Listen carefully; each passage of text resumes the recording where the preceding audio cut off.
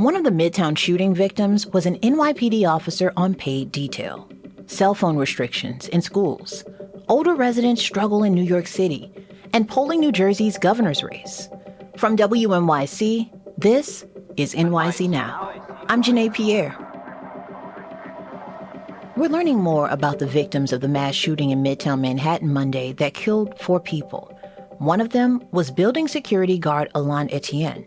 Investment firm Blackstone also says one of its executives, Wesley LePatner, was also killed in the shooting.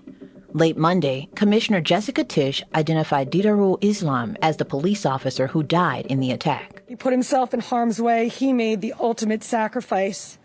Shot in cold blood, wearing a uniform that stood for the promise that he made to this city. Islam was on a paid detail, wearing his NYPD uniform, but getting paid by a private company as a contractor. WNYC's Ben Feuerherd has been looking into this practice. He found that these side gigs have traditionally been thought of as plum assignments, but as threats to corporate America increase, that could be changing.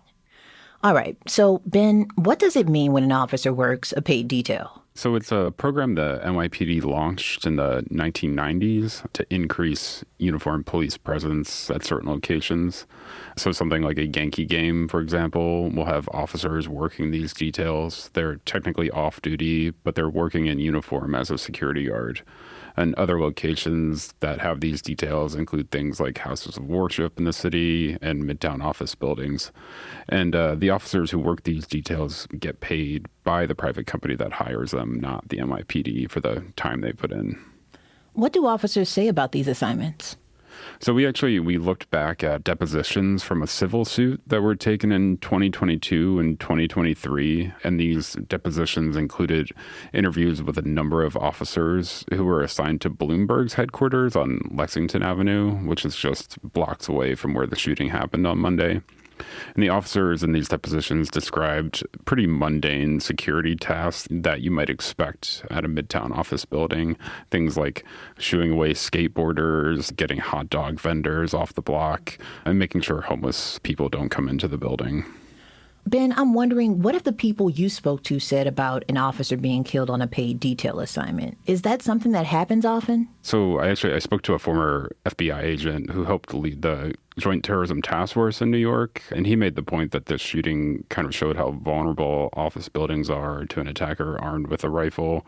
He also made the point that this comes after the United Healthcare CEO was assassinated in Midtown, and he said further attacks similar to what happened on Monday could certainly spring up, similar to the way the country experienced several series of school shootings after Columbine. So this is a situation where it demonstrates that it's possible, and it's likely going to initiate copycat attacks. So you're saying a shooting like this could inspire something like this to happen in the future?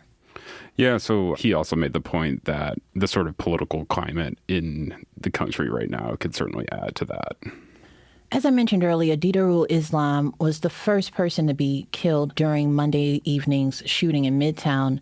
What can you tell us about him? Police Commissioner Jessica Tisch spoke briefly about him at the hospital. She said he was an immigrant from Bangladesh. He served for 3.5 years in the department, worked at a precinct in the Bronx, the 4-7 precinct.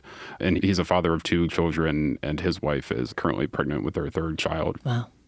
That's WNYC's Ben Feuerherd. For more of our coverage on the Midtown shooting, visit our news site, Gothamist. Stick around. More local news headlines after the break.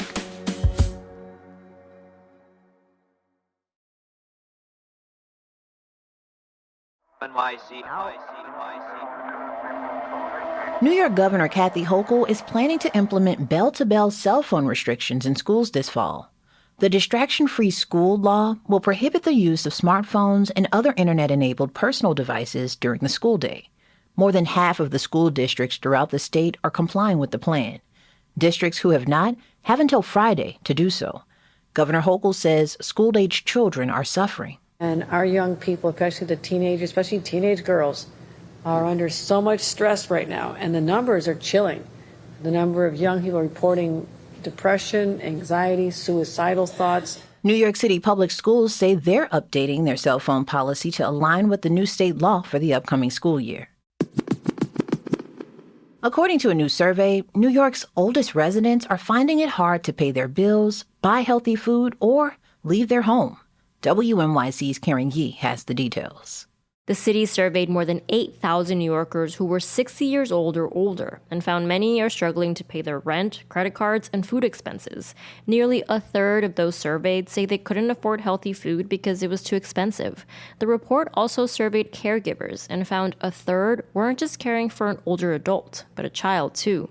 Lorraine Cortes Vasquez is the commissioner for the Department for the Aging. That means somebody's income is being compromised because they're in a caregiving role. Poverty rates among seniors are rising, and city officials say it's only going to get worse after President Trump signed his new tax cut and spending law, slashing funding for Medicaid and SNAP. Before we go, we're looking into a new poll on the New Jersey governor's race that puts Democrat Mikie Sherrill's lead against Republican Jack Ciattarelli in the single digits. The poll from Fairleigh Dickinson University has Democratic Congresswoman Sherrill up by 8 points against the former state assembly member and three-time gubernatorial candidate. Pollsters say this is what they would expect to see at this stage in the race, especially in the state that leans Democrat. But they say Ciattarelli's focus on local issues like housing and energy costs poll well with independents and could provide a path to an upset. Ciattarelli lost to current Governor Phil Murphy by just 4 points in 2021. Thanks for listening to NYC Now from WNYC. I'm Janae Pierre. We'll be back tomorrow.